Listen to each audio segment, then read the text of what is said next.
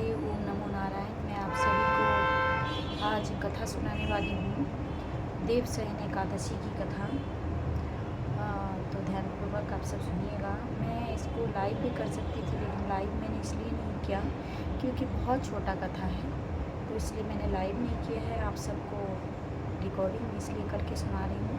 Live करती तो आगे मुझे वो करना पड़ता, तो कथा का कोई महत्व नहीं रह जाता। फिर आप लोग को ये लगता है कि लाइव चल रही है, इतनी लंबी लाइव है, क्योंकि लाइव 2 घंटे की तो होती ही है। तो इसलिए मैं इसको आप सभी को रिकॉर्डिंग में सुना रही हूँ। तो ध्यानपूर्वक सुनिएगा। ये देवशयी एकादशी बहुत महत्व रखता है, क्योंकि इसके बाद प्रभु 4 महीने के लिए विश्राम के लिए चले जाते हैं।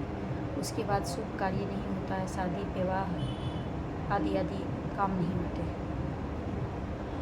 तो देवशयन एकादशी की कथा इस प्रकार से है। आषाढ़ शुक्ल पक्ष एकादशी को देवशयन एकादशी कहते हैं। पुराणों में उल्लेख आया है कि इस दिन से भगवान विष्णु 4 महीने यानी 4 मास तक पाताल लोक में निवास करने चले जाते हैं और कार्तिक मास की शुक्ल पक्ष की एकादशी को प्रस्थान करते हैं। इसी कारण इसे देवशयी एकादशी तथा कार्तिक मास वाली एकादशी को देवोत्थानी एकादशी कहते हैं।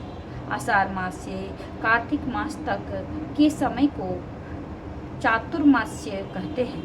इस 4 महीनों में भगवान क्षीर सागर की अनंत सैया पर शयन करते हैं।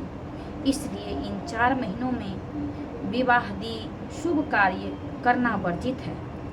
इन दिनों में साधु लोग एक ही स्थान पर रहकर तपस्या करते हैं। सतयुग में मानधाता नगर में एक चक्रवर्ती राजा राज्य करता था। एक बार उसके राज्य में 3 वर्ष तक का सूखा पड़ गया। राजा के दरबार में प्रजा ने दुहाई मचाई।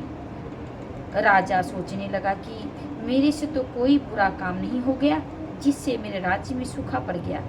राजा प्रजा का सुख दुख दूर करने के लिए जंगल में अंगिरा ऋषि के आश्रम में पहुँचे। मुनि ने राजा का आश्रम में आने का कारण पूछा।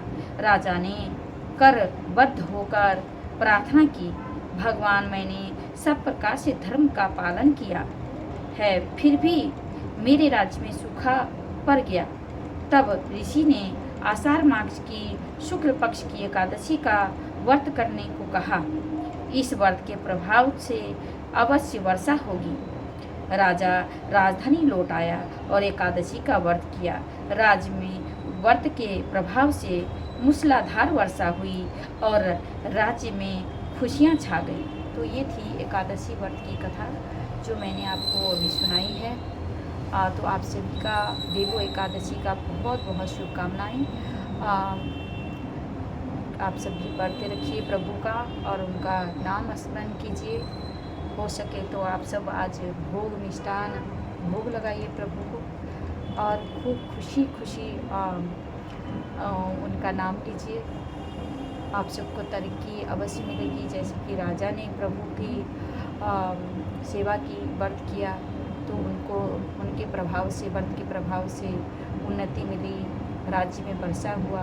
तो आप सभी को इसी प्रकार से अगर प्रभु का स्मरण करेंगे या प्रभु का नाम जपेंगे तो आप सभी को भी बहुत उन्नति मिलेगी। तो इसी के साथ मैं आप सबसे आज्ञा लेना चाहूँगी। मैं रानी गिरी आप सबसे अगर मुझे कुछ त्रुटि हो गई हो तो क्षमा चाहती हूँ। थैंक यू सो मच, बहुत बहुत शुक्रिया।